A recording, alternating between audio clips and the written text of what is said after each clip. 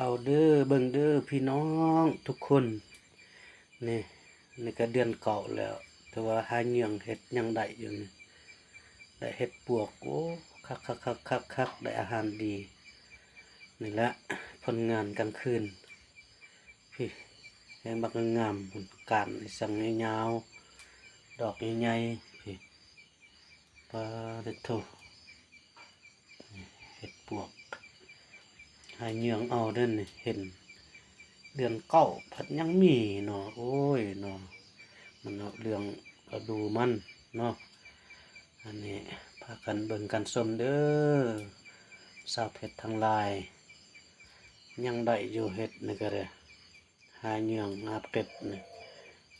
ฉันได้จะกินเฮ็ดป่นเฮ็ดแจ่วเฮ็ดโอ้แซ่บขนาดพี่น้องเอ้ยนี่บ่แม่นธรรมดานี่กำลังสิเกียมสิเฮ็ดกินนี่เห็นบ่แจ่วนี่กำลังตำแจ่วไว้อยู่ว่าสิเฮ็ดแจ่วคักๆโลดจักหน่อยก็สิได้กินเฮ็ดแจ่วนำแน่แกงนำแน่จักหน่อยกำลังเริ่มปฏิบัติอาหารดึกกันนี่ประมาณ8 โมงแล้วนี่8 โมงปลายเนาะเบิ่งเด้อทุกท่านใครอยากได้อยากกินก็ซอก5แล้วเด้ถึกฤดูกาลมันได้วดลำแล้วอันทุกเทื่อบ่เห็นหากก็เห็นมื้อนี้จะได้เก็บถึกใจแห่งมักเอกสิ่งที่มักถึงโอ้ขนาดนี่กำลังสิเฮ็ดสิกินนี่เริ่มต้นนั่นนี่จักหน่อยก็ได้กินแล้วจึงพากันนอนบ้านนี่เมื่อยอุ่นท้องแล้วเด้กินแซ่บนอนอุ่นกินอิ่มว่าลำแล้วอาหารธรรมศาสตร์อันนี้ได้เรื่องพี่น้องเอ้ยยามนี้ก็ยังมียามนี้ก็ยังมีเอ้ยนี่พาทุ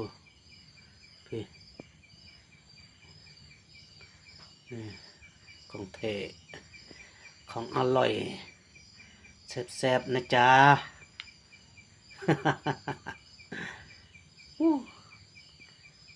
ทั้งขี้ไผ่อันนี้ก็หอมเลย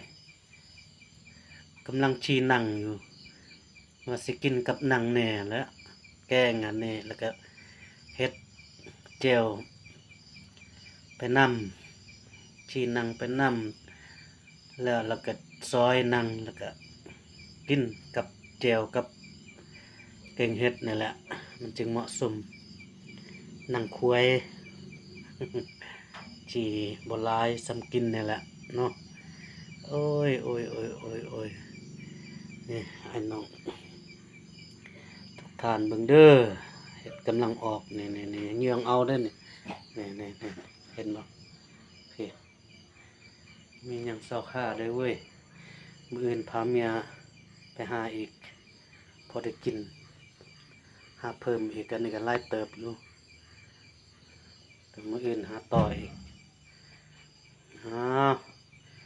ใจเด้อทุกท่านที่ได้ชมได้เบิ่งที่ได้คอมเมนต์ให้ขอบใจหลายๆสำนี้ละบ๊ายบายทุกท่าน